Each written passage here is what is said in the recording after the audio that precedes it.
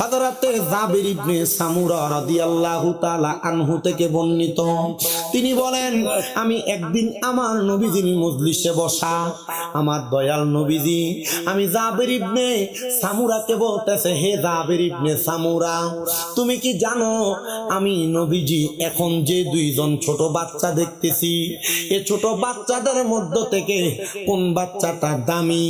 আমার নবীজি ডান দিকে তাকাইলেন একবার, আমার নবীজি বাম দিকে তাকাইলেন একবার। নবী আমার বলেন আমি ডান দিকে তাকিয়ে দেখলাম আমার জাবির ইবনে সামুরা, জাবির ইবনে সামুরা তার চাচাতো ভাই আমি নবীর দরবারের দিকে হেঁটে হেঁটে আসতেছে। আমি নবী তাকিয়ে দেখলাম আমার বাম দিক থেকে আরেকটা ছোট বাচ্চা হাইটা হাইটা আসতেছে। আমি নবী বললাম জাবির ইবনে সামুরা, তুমি বলো এই দুইটা বাচ্চার মধ্য থেকে কার দাম বেশি? জাবির ইবনে সামুরা কই, ইয়া রাসূলুল্লাহ, যে তো দুইটা বাচ্চাই ছোট, এই দুইটা বাচ্চার দামই তো বেশি। আমার নবী কয়, জাবির ইবনে সামুরা না, তুমি যে দেখতে পাও তোমার চাচাতো ভাই তোমার সামনে হাইতে আসতেছে, এই বাচ্চাটা তোমার কাছে আসতেছে, তার ঘরের মধ্যে কোনো খাবার নাই, তারে খাবার দেওয়ার জন্য। কিন্তু ওই যে বাম দিকে দেখো একটা ইহুদির বাচ্চা আমি নবীর দরবারে আসতেছে। আমি নবী বললাম তোমার ভাতিজার চাইতে ইহুদির বাচ্চার দাম বেশি। ইয়া রাসূলুল্লাহ, নবী গো, আমি আপনার সাহাবী, আপনি আমার ভাতিজার দাম বেশি বলবেন, কিন্তু আপনি বললেন আপনার দরবারে ইহুদির বাচ্চা আগমন করতেছে, ইহুদির বাচ্চাটার দামটা বেশি। নবী গো, কারণটা কি? আমার নবী কয়, জাবির ইবনে সামুরা, এটার জবাব আমি তোমাকে আগামীকালকে ফজরের নামাজের পরে দিব। সুবহানাল্লাহ, আস্তে কইছে আর জোরে কোন সুবহানাল্লাহ। আমার নবী কয়, জাবির ইবনে সামুরা, এটার জবাব আমি তোমাকে আগামী কালকে ফজরের নামাজের পরে দিব। জাবির ইবনে সামুরা বলেন, তারপর পর আমার ভাতিজা আমার কাছে আসলেন, নবীজি যেমন বললেন তেমন কাজ করলেন। আমার ভাতিজা বলে, চাচা আমাদের ঘরে কোনো খাবার নাই, দেন আপনি আমাদের খাবারের রিজিকের যোগান দিয়া দেন। আর উনি টাকা দেওয়ার পরে, উনি দিরহাম দেওয়ার পর ওনার ভাতিজা চলে গেলেন।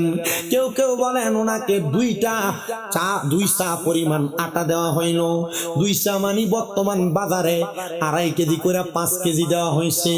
কিন্তু জাবির ইবনে সামুরা বলে, আমার ভাতিজা তো মুহাম্মাদুর রাসূলুল্লাহ সামনে আসছে, তবুও আমার নবী আমার ভাতিজারে দামি বলেন নাই, আমার নবী দামি বলছে ইহুদির বাচ্চারে। ইহুদির বাচ্চা আমার নবীর দরবারে আসে নাই।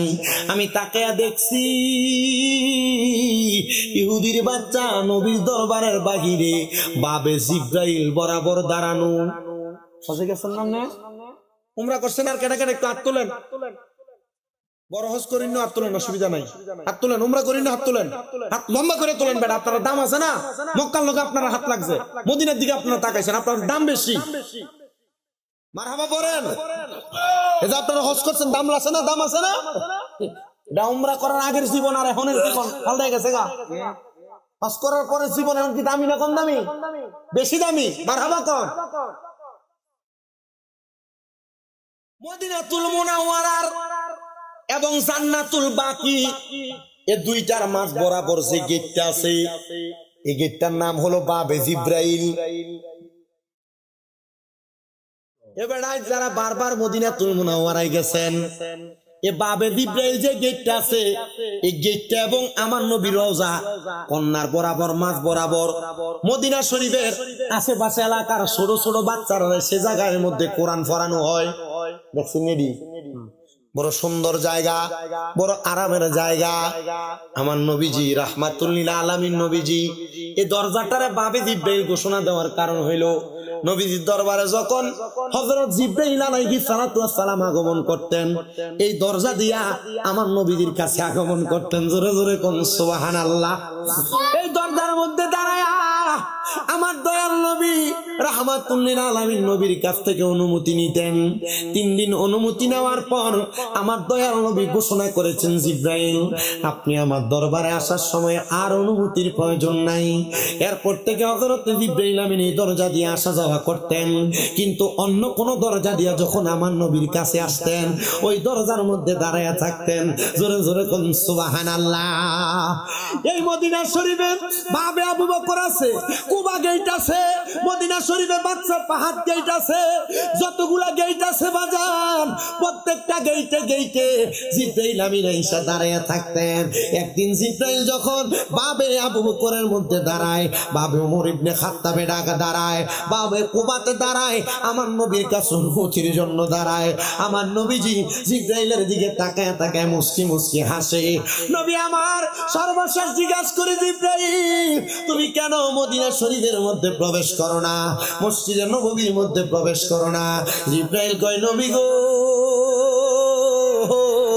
ইয়া রাসূলুল্লাহ, নবী গো আপনি তো আমারে অনুমতি দেন না। আমার নবী কয়, জিব্রাইল তোমারে না এই গেট দিয়ে আসার জন্য অনুমতি দিলাম। জিব্রাইল কয়, ইয়া রাসূলুল্লাহ একটা গেট দিয়ে আসার অনুমতি দিছেন, বাকি অন্য কোন গেট দিয়া আপনি নবীর কাছে আসার অনুমতি দেন নাই, এই জন্য আমি আপনার সামনে অনুমতির জন্য দাঁড়িয়ে রইছি। আদব বড় বিষয়, যে আদব জিব্রাইল মুআল্লিমুল মালাইকা সব ফেরেশতার শিক্ষক হইয়া আমার নবীরে দেখাইছে। এবার আপনারা বলেন, আমরা সবাই ওই নবীর আদবে ওই নবীরে সম্মান আর তাজিম করার দরকার আছে না নাই? এ মুসলমান, হযরত জিব্রাইল আমিন এবার প্রতি সময় প্রতিক্ষণে ওই দরজা দিয়ে আমার নবীর কাছে আসতেন।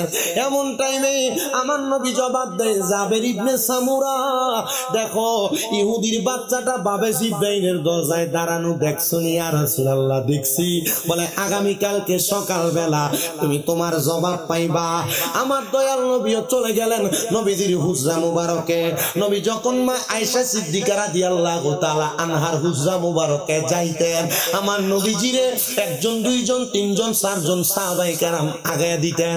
নবীজি যতক্ষণ পর্যন্ত নবীজির হুজরা মুবারকে ঢুকতেন না, সাহাবায়ে কেরাম পিছনে ফিরে আসতেন না। আমার নবীজি মা আয়েশা সিদ্দিকার হুজরা মুবারকে দয়ার নবী রাহমাতুল লিল আলামিন নবী কামলিওয়ালা নবী যখন হুজরা মুবারকে ঢুকে যায়, সকালবেলা ফজরের নামাজের সময় সব সাহাবায়ে কেরাম আছে, জাবির ইবনে সামুরা আছে, ফজরের নামাজের ইমামতি আমার নবী করতেছে। আরে যে জায়গার মধ্যে আমার নবী ইমামতি করছে ওই জায়গাটার মধ্যে আমি যে ধইরা এইভাবে চুমা খাইছি। গত বছর যখন আমি উমরাতে যাই, যে জায়গায় আমার নবী দ্বারা ইমামতি করছে এই জায়গাটারে দেখা আমি সালাম দিছি। আমার নবীজি ইমামতি শেষ করলেন, জাবির ইবনে সামুরা বলে আমি সালামটা ফিরাইতে দেরি, ওই ইহুদি এবং ইহুদির বাচ্চা আমার নবীজির দরবারে এসে দাঁড়ায় রইছে। ইহুদি ডাক দিয়া কই, নবী ইয়া রাসূলুল্লাহ, নবী গো আপনি এই মুহূর্তে আমাকে, আমার সন্তানকে, আমার স্ত্রীকে পড়ায়া দেন লা ইলাহা ইল্লাল্লাহু মুহাম্মাদুর রাসূলুল্লাহ সাল্লাল্লাহু আলাইহি ওয়াসাল্লাম। নবী পড়ায়া দিলেন কালিমা তাইয়্যিবা লা ইলাহা ইল্লাল্লাহু মুহাম্মাদুর রাসূলুল্লাহ সাল্লাল্লাহু আলাইহি ওয়াসাল্লাম। জোরে কোন মারহাবা। আমার নবী যখন কালিমা পড়ায়, জাবির ইবনে সামুরা বলেন, এই ইহুদিরা তোমরা তো ইসলাম ধর্ম গ্রহণ করার কথা না, তোমরা মদিনাতুল মুনাওয়ারার সবচাইতে বাজে ইহুদির মধ্যে তোমরাই হইলা সবচেয়ে নিকৃষ্ট, কিন্তু তোমরা কেন ইসলাম গ্রহণ করলা? এবার ইহুদি ডাক দিয়ে কয়, হে নবী সাহাবী শোনো, গতকালকে রাত্রবেলা আমার সন্তান আমার কাছে 1 গ্লাস পানি খাইতে চাইছে, আমি আমার সন্তানকে 1 গ্লাস পানি দেই নাই, আমি আমার সন্তানকে বলছি, আমার আব্বা জান পানিটা আপনি নিজে লইয়া খান। আমার সন্তান পানি তুইলা খাইতে গেছেন, আমার সন্তান আমারে ডাক দিয়ে কয়, আব্বা জান পানিটা যে আমি পান করব আপনি আমাকে একটু আলো জ্বালায়া দেন। কি জ্বালায়া দেন? পানি খাওয়ার সুন্নাত শিখেন। পানি খাওয়ার সুন্নাত 1 নাম্বার পানি বসে পান করা সুন্নাত, 2 নাম্বার পানি দেখে পান করা সুন্নাত, 3 নাম্বার পানি পান করার সময় 3 ঢোকে পানি পান করা সুন্নাত। এর ভিতরে দেখা আছে না? ওই ইহুদি ডাক দিয়া কয়, ইয়া রাসূলুল্লাহ, ও দয়ার নবী, মায়ের নবী, রাহমাতুল লিল আলামিন নবীজি, ওগো নবী, আমার সন্তান আমারে বলছে পানির বোতলটা পানির গ্লাসটা দেখার জন্য আমি যেন আলো জ্বালাইয়া দিই। আমি আমার সন্তানকে বলছি, না বাবা, এখন আলো জ্বালানো লাগবে না, তুমি পান করো। এখন না মানুষ ফিল্টার আছে, কত সুন্দর ট্যাপ আছে, গরম পানি খাওয়ার জন্য কি জানে গিজার আছে, কত সুন্দর সুন্দর পানির পাত্র। আগে মানুষ পানি রাখতেন মাটির কলসির ভিতরে, মাটির কলসিতে রাখতেন না, পানি বড় ঠান্ডা থাকতো। ওই গুদি ডাক দিয়া কয়, পানিটা যখন আমার সন্তান 1 বার 2 বার 3 বার পান করে নাই, আমি আমার সন্তানের জন্য একটু রাগান্বিত হইয়া আমার সন্তানকে গালের মধ্যে একটা থাপ্পড় লাগায়া আমি আমার ঘরের মশালটা জ্বালায়া দিলাম। আমার সন্তান মশালটা যখন জ্বালায়া দিলাম, সন্তান পানি যখন পান করবে, আমি আমার সন্তানের পানিটা তারে পান করাইতে গেলাম। আমার সন্তান কান্না করতে লাগলো, পানির পাত্রর দিকে তাকায়া তাকায়া। আমি বললাম, বাবা কান্না করেন কেন, কারণ কি? আমার সন্তান না বেশি কান্না করতেছে। আমি আমার সন্তানের কাছে চলে গেলাম, দেখলাম আমার সন্তান যেই পানির পাত্র থেকে পানি পান করবে, ওই পানির পাত্রের মধ্যে একটা বিষাক্ত পোকা পড়ে আছে, আর আমার সন্তান ওই বিষাক্ত পোকার ভয়ে কান্না করতেছে। আমি বললাম, সন্তান তুমি তো এর আগে আরো অনেকবার পানি পান করছো, তুমি পানিটা আলো জ্বালায়া কেন পান করতে চাই না?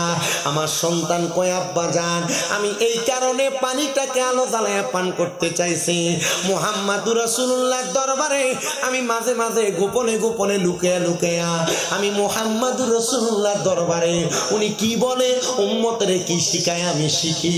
আমি আমার নবীজির দরবারে গতকালকে শিখাচ্ছি, পানি যখন পান করবে পানি যেন দেখে পান করে, পানি যেন দেখে পান করে। আব্বা জান, আমারে মুহাম্মাদুর রাসূলুল্লাহ এই কর্মটা শিখাইছে। ওই আব্বা ইহুদি ডাক দিয়া কয়, জগতের মানুষ, ও দুনিয়ার মানুষ, তোমরা শুনে নাও। আমি যখন এই কথা শুনলাম, আমার আর বুঝতে দেরি হয় নাই, মুহাম্মাদুর রাসূলুল্লাহ যেই ধর্ম ইসলাম পালন করে, এই ধর্মটা সত্য ধর্ম, এই ধর্মটা হক ধর্ম। আমি আপনার দরবারে আসছি গো নবী, আপনি আমারে কালিমা পড়াইয়া দেন। নবীর সাথে সাথে কালিমা পড়াইয়া দিছে। আর জাবির ইবনে সামুরা কয়, ওয়াল্লাহি ফিদাকা আবি ওয়া উম্মি ইয়া রাসূলুল্লাহ, আমার মা বাবা আপনার কদমে কুরবান হোক ইয়া রাসূলুল্লাহ। আপনি অদৃশ্যের খবর দেন, ওয়ালার খোদার বন্ধু, আপনি আমাদের অদৃশ্যের খবর দিয়া দিছেন। নবী, আপনি আমার গতকালকের প্রশ্নের জবাব দেওয়া লাগে নাই, আমি আজকে এই ইহুদির কাছ থেকে আপনার প্রশ্নের জবাব পাইয়া গেছি। আর জবান খুলে জোরে জোরে কোন সুবহানাল্লাহ। ওরে আমার নবী নূরের নবী, মাটির নবী না, বলেন আমার নবী নূরের নবী, মাটির নবী না। ওই নবীকে নিজের মতো মনে করো না, বলো ওই নবীকে নিজের মতো মনে করো। আমগো মতো মানুষ কইয়া দে নবীরে কত সুন্দর কইতাছেন, কবরে গেলে কি ফাইল দিয়ে দিবা আমি চিন্তা করতাছি। আমার নবী যদি আমরার মতো হইতো, গতকালকের কথা আজকে কি হইব, আমার নবী তো এই কথাটা বলতে পারতেন না। তার মানে আমার নবী আমাদের মতো না, আমার নবীকে আমার আল্লাহ তাআলা এমন বানাইছে। নবী সাহাবায়ে কেরামরে কয়, আইয়ুকুম মিসলি, কে আছো আমার মতো? কেউ নবীর মতো না, নবী মানুষের মতো না, সাধারণ মানুষের মতো না। এই জন্য আসে কয়, আরে ওই নবীকে নিজের মতো মনে করো না, বলো না না না না, মনে করো না। হায়রে আমার নবী নূরের নবী, মাটির নবী না, বলেন আমার নবী নূরের নবী, মাটির নবী না। ওই নবী নবীকে নিজের মতো মনে করো না, বলেন না না না না, মনে করো না। আমার বন্ধু জাবির ইবনে সামুরা কয়, ইয়া রাসূলুল্লাহ, আপনার প্রশ্নের জবাব পাইলাম। নবী কয়, জাবির ইবনে সামুরা, তুমি আরেকটা প্রশ্নের জবাব পাইবা আগামী কালকে। মারহাবা। জাবির ইবনে সামুরা কয়, আমি বুঝলাম না রে, আমি কি জবাব পাবো? জাবির ইবনে সামুরা বলে, পরের দিন সকালবেলা আমি আমার নবীজির দরবার থেকে যখন বের হইয়া চলে যাব, নবী আমার ডাক দিয়া কয়ে যাবে, চলো আমি তোমার নিয়ে একটা রুগী দেখতে যাব। কি দেখবো? রুগী দেখতে যাবে। রুগী দেখার তিনটা সুন্নত। আপনার এলাকার পরিচিত অপরিচিত কোনো মানুষ অসুস্থ, দেখতে যাবেন, 1 নাম্বার সুন্নত। যাওয়ার সময় কিছু নিয়ে যাবেন, 2 নাম্বার সুন্নত। 3 নাম্বার সুন্নত, রুগীর জন্য দোয়া করে দিয়ে আসবেন, এটা আরেকটা সুন্নত। কারণ রুগীর জন্য, সুস্থ ব্যক্তির জন্য কেউ যদি দোয়া করে, তখন এটা রুগীর লাভের জন্য দোয়া করে না, যে ব্যক্তি দোয়া করে তার লাভের জন্য দোয়া করে। শুধু এটা না, রুগীকে যখন কোনো মানুষ দেখতে যায়, রুগীর লাভের জন্য দেখতে যায় না। আল্লাহর হাবিব সাল্লাল্লাহু আলাইহি ওয়াসাল্লাম ঘোষণা করতেছেন, ওই ব্যক্তিটা নিজের লাভের জন্য রুগী দেখতে যায়। কারণ কি? আল্লাহ তাআলা এই রুগী ব্যক্তিটার দোয়া দুনিয়ার সাধারণ পাবলিকের চাইতে আগে কবুল করে। এজন্য কোন মানুষ যদি রুগী দেখতে যায়, ওই মানুষ যেন রুগীকে বলে, তুমি আমার লাগি দোয়া করো। কার লাগি দোয়া করো? আমার লাগে দোয়া করো। সুস্থ মানুষ কার কাছে দোয়া চাইবো? ও সুস্থ মানুষের কাছে দোয়া চাইবো। দেখছেন নবীর হাদিস কত সুন্দর। আপনারা আমার জুমার নামাজের বয়ান কেউ শোনেন কিনা আমি জানি না। যদি কখনো সুযোগ হয়, সোশ্যাল মিডিয়াতে আমার জুমার নামাজের অনেক বয়ান আছে। আমার এক একটা জুমায় এক একটা সাবজেক্টের উপরে বয়ান, আমার এক একটা জুমায় এক একটা বিষয়ের উপরে বয়ান। আমার মসজিদের মুসল্লিরা আলহামদুলিল্লাহ জুমার বয়ানে সন্তুষ্ট এবং যথেষ্ট পরিমাণ পয়সা দেয়। গত জুমাটা পড়াইছি না, কালকে জুমাটা পড়া আমি একটু তাড়াতাড়ি ওয়ার্ডটা শেষ করতেছি। একটু কষ্ট করে আপনারা বসবেন না, আর অল্প একটু সময়, যদি একটু অল্প একটু সময় বসেন, আমার কাছে ভালো লাগবে, আমি কথাগুলো বলে শেষ করতে পারবো। অল্প একটু সময় বসে আমার বয়ানটা একটু শেষ করে আপনার জানেন। আবার কোনো ঠান্ডা হয়ে যাবে ভাই, ঠিক আছে, একটু মোটামুটি রাখেন, ডাকনা মাকনা দিয়ে রাখেন, যখন গরম থাকে একটু। আল্লাহ কবুল করক, জোরে কোন আমিন। জাবির ইবনে সামুরা রাদিয়াল্লাহু তাআলা আনহু ডাক দিয়া কয়, আমার নবী আমার যে কথা বলতেছিলাম, রুগী দেখতে যাবেন রুগীর লাভের জন্য না নিজের লাভের জন্য? জোরে কয় না বেটাই, কার লাভের জন্য? রুগীর কাছে যায় দোয়া চাইবেন রুগীর লাভের জন্য না নিজের লাভের জন্য? আমার নবী কয়, রুগী কোনো দোয়া করলে আল্লাহ তাআলা তার দোয়া কবুল করে। জোরে কোন না মারহাবা। এ মুসলমান, নবী আমার জাবের রাদিয়াল্লাহু তাআলা আনহুরে কয়, চলো তোমাকে নিয়ে একটা রোগী দেখতে যাব। আমার নূরের নবী চলে গেলেন জাবের রাদিয়াল্লাহু তাআলা আনহুরে নিয়ে। নবী আমার বলেন, আমার নবী যার বাড়িতে গেলেন সে হলো মদিনার নিকৃষ্ট নিকৃষ্ট কয়েকটা কাফেরের মধ্যে, নিকৃষ্ট কয়েকটা ইহুদির মধ্যে একজন ইহুদি। আমার নবী তার বাড়িতে যখন প্রবেশ করে, আমি চিন্তাগ্রস্ত হইলাম, আমার নবীজি নিজে নিজে ভাগের খাতাতে প্রবেশ করতেছে, মানে নিজে নিজে দুশমনের বাড়িতে প্রবেশ করতেছে। আল্লাহর কসম, মক্কা মদিনার ইহুদিরা নবীরে যদিও দুশমন মনে করত, আমার নবী তাদেরকে দুশমন মনে করতেন না। জোরে জোরে কোন সুবহানাল্লাহ। আমার নূরের নবী রাহমাতুল লিল আলামিন নবী, মদিনার তাজদার হুজুরপুর নূর সাল্লাল্লাহু আলাইহি ওয়াসাল্লাম নবী আমার এবার জাবের নিয়ে প্রবেশ করলেন। নবী দেখলেন নবীজির দরবারের যে ইহুদিটা, ওই ইহুদিটার ছোট একটা বাচ্চা মৃত্যুর সাথে পাঞ্জা লড়তেছে। ইহুদিটা আমার নবীর দিকে তাকায় একবার, আমার নবীর দিকে তাকায়া তাকায়া আবার তার ছেলের দিকে তাকায় একবার। ইয়া রাসূলুল্লাহ, আপনারা দেখতে আসলেন, আপনি নবী না রাহমাতুল লিল আলামিন, ইহুদিদের সাথে আপনার কিসের বন্ধুত্ব?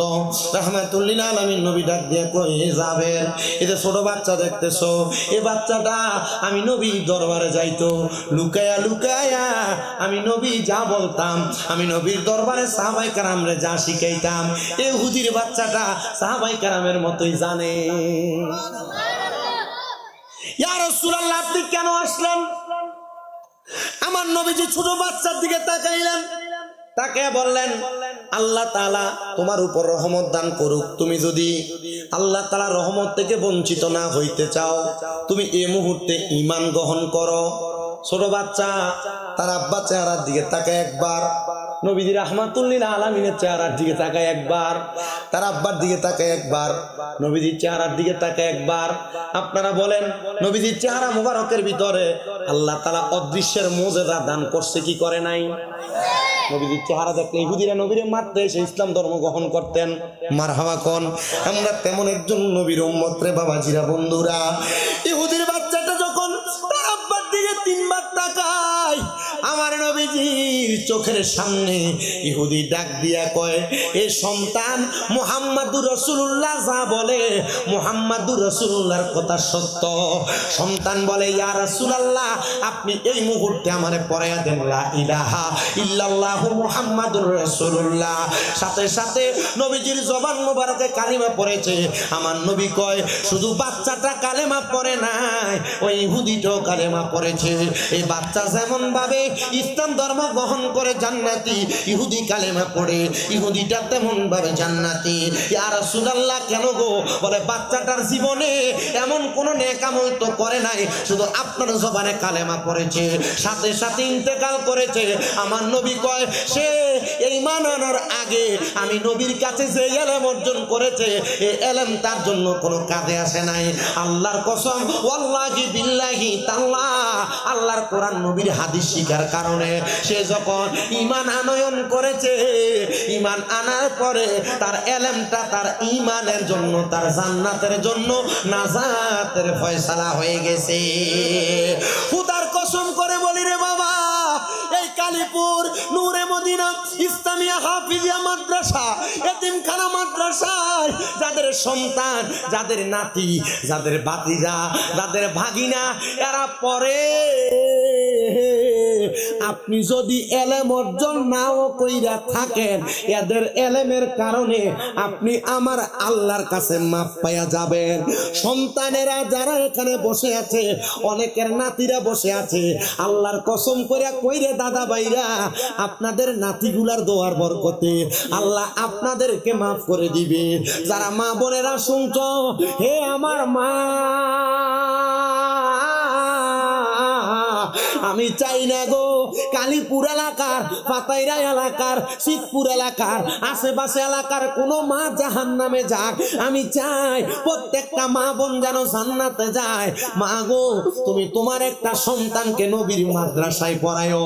তোমার একটা সন্তান যদি আল্লাহ তাআলার কোরআনুল কারীম শিখা, আল্লাহর দরবারে তোমার ইন্তেকালের পরে রব্বির হামহুমা কামা রব্বায়ানি সগীরা ওয়া কুর রব্বির হামহুমা কামা রব্বায়ানি সগীরা হইলা একটা বার কান্না করে দোয়া করতে পারে গো, আমার আল্লাহ তাআলা তোমার সন্তানটার ওসিলায় তুমি মারে মাফ করে দিবে, তুমি বাবারে মাফ করে দিবে, তুমি দাদারে মাফ করে দিবে, তুমি নানারে মাফ করে দিবে। এবার আপনারা বলেন, এই আল্লাহ তাআলার কোরআন শিখার কারণে যদি আমাদের সন্তান নাতি নাতকুরের মাধ্যমে আল্লাহ আমাদেরকে মাফ করে দেয়, আমরা আমাদের সন্তান নাতি নাতকুর আহলে আওলাদের সন্তানদেরকে কোরআন শিক্ষা গ্রহণ করাইতে চাই কারা কারা? দুই হাত তুলে আমার আল্লাহরে দেখায়া দেয়।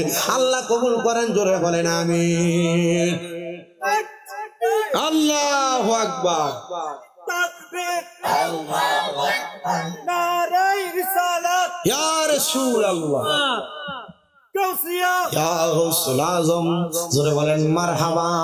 কোরআন শিখাও ছেলে মেয়েকে, ওহে মুসলমান, দান কবজের সময় তোমার হইবে রে আসান। বলো কোরআন শিখাও ছেলে মেয়েকে, ওহে মুসলমান, জানে কবজের সময় তোমার হইবে রে আসান। একটি ছেলে আলে হলে পড়বে কোরআন মৃত্যু কালে। বলেন একটি ছেলে আলেম হলে আরে পড়বে কোরআন মৃত্যু কালে। হায়রে দূর হবে বিয়াদব শয়তান, থাকবে রে ঈমান, জানে কবজের সময় তোমার হইবে রে আসান। বলেন কোরআন শিখাও ছেলে মেয়েকে, ওহে মুসলমান, জানে কবজের সময় তোমার হইবে রে আসান। একটি মেয়ে আলেমা হলে আরে পড়বে কোরআন মৃত্যু কালে। বলেন ব্যক্তি আলেমা হলে আরে পড়বে কোরআন মৃত্যুকালে হাইরে দূর হবে বিয়াদবে শয়তানে থাকবে রে ঈমান জানে কবজের সময় তোমার হইবে রে আসান বলেন কোরআন শিখাও ছেলে মেয়েকে ওহে মুসলমান জানে কবজের সময় তোমার হইবে রে আসান। এবার আসেন আমার ভাই বাবারা, আমি আপনাদেরকে কোরআন তেলাওয়াতের ফজিলত শোনাইলাম। এবার আসেন, আমি আল্লাহ তাআলার একজন খাস বান্দা, দিনার কাজ ছিল নেশা করা, দিনার কাজ ছিল মদ পান করা। এবার আপনারা বলেন মদ পান করাটা কি ভালো কাম না খারাপ কাম? মদ কর, নেশা কর, গাঞ্জা করি, আবা কর, এরা লাগে এলাকার কল দিবে বালা মতো রাহুন জানা চুরি করে লইয়া জাগা। আপনারা কোন এমন নেশা করো আছে না? এই নেশা করতির জ্বালা এলাকায় ভালোভাবে থাকা যায় না। এলাকার মধ্যে মারামারি, এলাকার মধ্যে কাটাকাটি, এলাকার মধ্যে চোরাচুরি, এলাকার মধ্যে দৌড়াদৌড়ি, ইফতিজিং, হামলা মামলা, এই নেশাগুলা করতেছে। কথা কোন না ঠিক না বেঠি? এ বন্ধু, একজন নেশাখোর ব্যক্তি দিনের কাজের মাধ্যমে কেমনে নাজাত পায় যে একটু মনোযোগ দিয়ে শোনে। ওই বান্দাটার কাজ ছিল নেশা পান করা। নেশা করতে করতে সে দুনিয়ার জমিনের মধ্যে লাচার হইয়া পড়ে থাকতেন। এলাকার মানুষ কয় আমরা বুঝা নিলাম তার মতো জাহান্নামী দুনিয়াতে আর কেউ নাই। নাই তার মতো জাহান্নামী দুনিয়াতে আর কেউ নাই। নেশাখোর ইন্তেকাল করছে কিন্তু তার সম্পদের কোনো অভাব নাই। ইন্তেকাল জানাজার নামাজে মানুষও আসে না। সারা জীবন নেশা করছে, মদ পান করছে, খারাপ খানা খাইছে, তার জানাজে আসবে কি? মানুষ তারে ঘৃণা করে, মানুষ তার অপছন্দ করে। এমন কোন কাম কইরো না যে কামের কারণে তোমার মরার পরে তোমার জানাজায় মানুষ আসবে না। এ মা বোনেরা, এমন কোন কাম কইরো না যে কামের কারণে তোমার জানাজার নামাজ পড়তে মানুষ আসবে না, তার জানাজার নামাজ পড়তে কেউ আসে না। এলাকার মানুষ নিম্নবিত্ত যারা, তারা কোন রকম তারে ক্লাসটার মধ্যে কাফন পরায়া তারা দাফন করে দিছে। এলাকার মানুষ যখন তারে দাফন করে দিছে, এলাকার একজন খাস বুজুর্গ মানুষ ওই ব্যক্তিটার সামনে দিয়ে হেঁটে হেঁটে চলে যাচ্ছে। ব্যক্তিটার সামনে দিয়ে যখন যায়, এলাকার কোন মানুষ যখন তার জানাজার নামাজে আসে না, অল্প একবারে মানুষ, উনি ডাক দিয়া কয়ে জগতের মানুষ, আমি দেখতে পাইতেছি তোমরা যার জানাজার নামাজ পড়তে আসছো, এই ব্যক্তিটা দুনিয়ার কোন সাধারণ মানুষ না। আল্লাহ কি বলেন? আল্লাহ কি বলেন? এই আল্লাহর বলি ডাক দিয়া বলতেছে, হ্যাঁ কোন সাধারণ মানুষ না। বলে কেন বলেন? বলে সে তো অসাধারণ, আমরাও জানি। সে নেশা করতে করতে অসাধারণ হয়ে গেছে গা। এমন অনেক অসাধারণ ব্যক্তি আছে, বাউলদার পক্ষে কথা কয়, উরুসের নামে গান বাজনা করে। আর একটা বাউলরে তো আমি দেখছি রে অসাধারণ, কারণ নামের আগে মহারাজ লাগায় আবুল সরকার। এটা কইতাছে আল্লাহ নামের নাকি, আল্লাহ শব্দের গোয়ার মাথা নাকি টোকায়া ফাইনা নাউজুবিল্লাহ করে কোন বেড়া। এ বেটা নাচের দলিল দেয়, গান করলে যারা যারা নাচে। আল্লাহ বলে কোরআনুল কারিমে নাচার কথা কইছে। আল্লাহ নাকি কইছে কুল আউযু বিরাব্বিন নাস। আল্লাহ বলে এখানেও নাচতে কইছে। নাউজুবিল্লাহ করে কথা। আরে বাবা, এ বাউল নামের ফাউলরা আল্লাহ তাআলার কোরআন নিয়ে অপব্যাখ্যা করে। কোরআনুল কারিমের আলহামদুলিল্লাহ শব্দ পড়তে গেলে 8টা ভুল হয়। এ আবুল সরকার কোরআন নিয়ে, আল্লাহ তাআলা নিয়ে, কোরআনের আয়াত, কোরআনের সূরা নাস নিয়ে বাজে মন্তব্য করছে। বাংলাদেশের প্রশাসন নাকি তারে গ্রেফতার করছে। আমরা বাংলাদেশের প্রশাসনের কাছে বলবো, কোরআনুল কারিমের একটা সূরা, সূরা নাস নিয়ে আবুল সরকার অন্যায় করেছে, বাজে কথা বলেছে। সূরা নাসের প্রত্যেক জায়গায় জায়গায় নাকি আল্লাহ নাসার কথা কইছে। এবারে এই কথা বইলা আল্লাহর কোরআন অপব্যাখ্যা করেছে।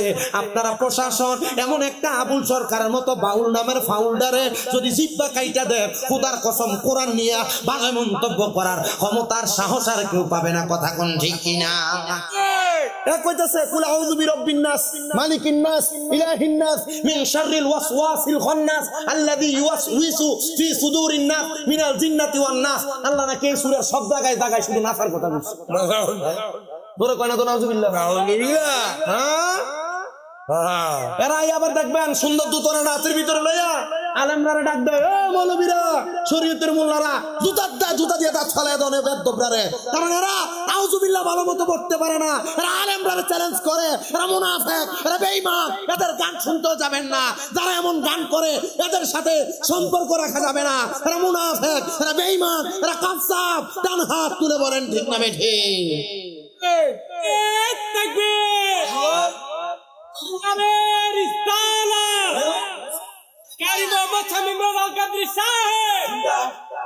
আপনাদের কাছে কি ভালো লাগতেছে হুজুর? এবার গরম গরম বক্তব্য। আপনারা কিন্তু গান হইলে আগে দিয়ে যান।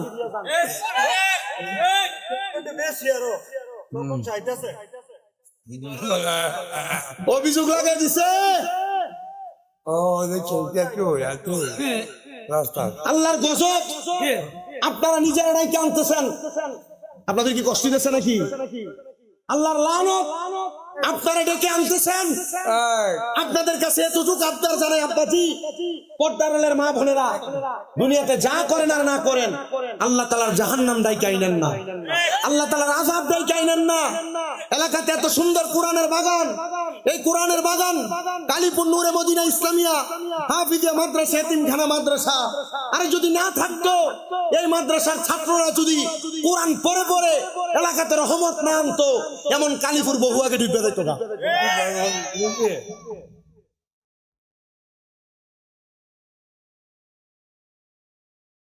কালেকশনের লেগে মাহফিল শুরু করছেন? যদি কম যে আমি ওয়াজের শুরু থেকে, আমি কিন্তু কালেকশনের মাস্টার।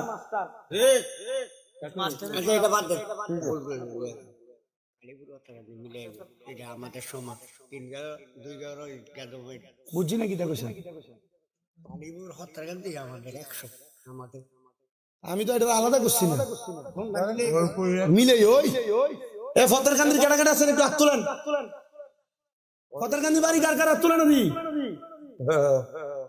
শর্মে আপনার মনে হচ্ছে টিয়া দেওয়া লাগবে, হাত তুলেন না। থাক ছুড়ে আছেন কেটা কেটা? হাত তোলেন। ভালো মানুষই আছে। আচ্ছা থাক বাবা, না সাদে দিতে পারবেন ভাই, থাক। এটা কেন আরেকটা সাদো ও শেষ করতেছি। আমি শুধু যে কথাটা কইতেছিলাম, নেশাখোর মানুষ কি মানুষ? কথা কয় না তো, আমি কি মানুষ?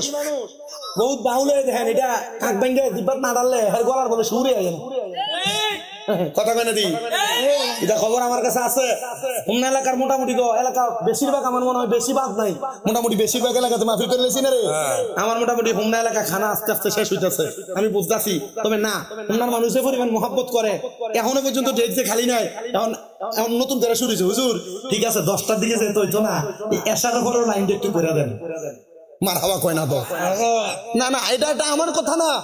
আমি আমার জবান দিয়ে, আমি মূর্খ মানুষ, বেশি ওয়াজ করি না, অল্প একটু কথা বলি। এই কথাগুলো মানুষের কলিজায় যায় লাগে, আর এই কলিজায় লাগার কারণে মানুষ আমার দাওয়াত দেয়। আমি এতটুক কথা আপনাদের কাছে বইলা যাই, আপনাদের কাছে এতটুক কথা বইলা যাই, কালীপুর নূরে মদিনা ইসলামিয়া হাফিজিয়া মাদ্রাসা, এতিমখানা, এই মাদ্রাসার ছাত্ররা কোরআন পড়লে আপনারা লাভ আছে না নাই? আপনি যদি মাদ্রাসা দান করেন লাভ, যদি দান না করেন তবুও লাভ। অনেকে চিন্তা করে হুজুর তাহলে দিতাম কি না করে তো লাভ। কথা কয় না, ঠিক না? এ বাবা শুনেন, আপনার মা বাবা আপনার সম্পদ দিয়ে গেছে না, টাকা দিয়ে গেছে না, পয়সা দিয়ে গেছে না, অনেক কিছু দিয়ে গেছে। কিন্তু আপনার মা বাবাকে আপনি শুধু খাইবার লেগে টেহা দিয়ে গেছে? মা বাবা জায়গা জমি থাওয়ানের লেগে টেহা দিয়ে গেছে? না না, আল্লাহ নবীর এক সাহাবীর কথা শোনেন, হযরতে সাদ ইবনে উবাদা রাদিয়াল্লাহু তাআলা আনহু। উনি কয় আমি ছিলাম যুদ্ধে, নবীজির দরবারে আসছি, আইসা আমার বাড়িতে গিয়ে দেখি আমার মা মরে গেছে। মা কি করছে? মরে গেছে। সাহাবী কয় আমি চিন্তা করলাম না, কারণ নবী যেহেতু যুদ্ধে পাঠাইছে, মাদের তো মরে গেছে, দানা দাও হয় নাই, মাটি দিয়ে লাইছে, তাহলে নবীর কাছে যাই, নবী একটা ফয়সালা করে দিবে। আচ্ছা কোন তো কোন ফলাফান, এলাকার বহু ফলাফান প্রবাসী আমার কাছে একজন আসার সময় কই হুজুর প্রবাসীর লাগে একটু বেশি করে দোয়া করেন। আর বেটা কালেকশন করার লাগে না, এলাকার 10 জন 50 জন 20 জন প্রবাসীর এক লগে করে যদি কয় আমরা মাদ্রাসাটা চালাইতে পারি না, তোমরা মাসে 1000 করে টাকা দিবা, 30 জন প্রবাসী 1000 করে দিবে, 30,000। কথা কয় না তো? আর আপনি কি প্রবাসীরা একবারে হাতের হাত দিয়ে ভরে দেবো মনে করতেছেন? জিনা প্রবাসীরা 1000 করে দেয় না, দেওয়ার সময় ভান্ডিল্লা মুড হয়ে যায়। কথা কয় না, ঠিক না? এবং বহু প্রবাসী আছে মা হারা, বাবা হারা, আরে বহু প্রবাসীরা বিদেশের বাড়িতে পড়ে রয়েছে। তো হযরতে সাদ ইবনে উবাদা রাদিয়াল্লাহু তাআলা আনহু ডাক দিয়ে কয়, জগতের মানুষ, আমার যখন মা বাপ মরে গেছে গা, আমি আমার নবীর কাছে গেছি, ইয়া রাসূলুল্লাহ আমার মা তো মারা গেছে, নবীজি মার জানাজার নামাজটা আমি পাই নাই, আমি কি করব আপনি বলেন তো। নবী আমার ডাক দিয়ে বলেন, সাদ ইবনে উবাদা তোমার মা মারা গেছে, তুমি বলতেছো তুমি কি করবা, তুমি জানো না? সাদ ইবনে উবাদা তোমার মা যে মারা গেছে তোমারে কি দিয়া গেছে? আমার দাদা মারা গেছে, দাদার দিনের সম্পদ অল্প একটু হইলো পাইছে। আমার আব্বা জানের বাবা মারা গেছে, উনি ওনার বাবার দিনের ওয়ারিসের সম্পদ একটু হইলো পাইছে। পর্দার আড়ালের মহিলারা তাদের মা বাপ তাদের শ্বশুর শাশুড়ি মারা যাওয়ার পরে তারা একটু হইলেও সম্পদ পাইছেন। আব্বাজি মা বাবার সম্পদ শুধু থাকলেই হবে না, জালেম হিসেবে আল্লাহর কাছে ওরা লাগবে যদি সম্পদকে ভালো জায়গায় ব্যয় না করা হয়। সাদ ইবনে উবাদা ডাক দিয়ে কই ইয়া রাসূলুল্লাহ, নবী গো, আমার যে মা মারা গেছে, আমার মায়ের সম্পদের কোনো অভাব নাই। নবী গো, আমি আমার মায়ের জানাজা পাই নাই। মা বাবা মারা যাওয়ার পর একটা সন্তানের কাছে 4-5টা জিনিস পাও না, এর মধ্যে 1 নম্বরে মা বাবার জানাজা দেওয়ান, দোয়া করুন, মা বাবার জন্য ক্ষমা প্রার্থনা করুন। নবী গো, আপনি বলেন না আমি আমার মা বাবার জন্য কি করব? নবী কয় সাদ ইবনে উবাদা সদকা করো। সাদ ইবনে উবাদা কয় ইয়া রাসূলুল্লাহ, আপনি সাক্ষী থাকেন, আপনার সাক্ষী রেখা আমি সাদ ইবনে উবাদার একটা খেজুরের বাগান আছে, যে খেজুরের বাগানটার নাম হলো মিখওয়াদা, আমি আমার মায়ের জন্য আল্লাহর ওয়াস্তে খেজুরের বাগানটা দান করে দিছি। সাদ ইবনে উবাদা আমার নবী ডাক দিয়া কয়, সাদ ইবনে উবাদা, তুমিও সাক্ষী থাকো, এই খেজুরের বাগান থেকে যতদিন পর্যন্ত মানুষ খেজুর আহার করবে, প্রত্যেকটা খেজুর খাওয়ার সদকার পরিমাণ সওয়াব আমার আল্লাহ তাআলা তোমার মার আমল নামাতে লিখে দিবে। এবার আসেন আম্মা জান আয়েশা সিদ্দিকা রাদিয়াল্লাহু তাআলা আনহা থেকে আরেকটা হাদিস। মা আয়েশা বলেন, আমি আমার নবীর সাথে উস্তুনে আয়েশা মসজিদে নববীর পাশে বসা, আমার দয়াল নবী রাহমাতুল্লিল আলামিন নবীর দরবারে একটা মহিলা আগমন করছে, বনু কুরাইজার। ওই মহিলাটা এসে ডাক দিয়ে কই ইয়া রাসূলুল্লাহ, ইয়া হাবিবাল্লাহ, নবী গো, আমার আমার আব্বা মারা গেছে, আমার মা বাপ দুইজন মারা যাওয়ার সময় বোবা হয়ে গেছে।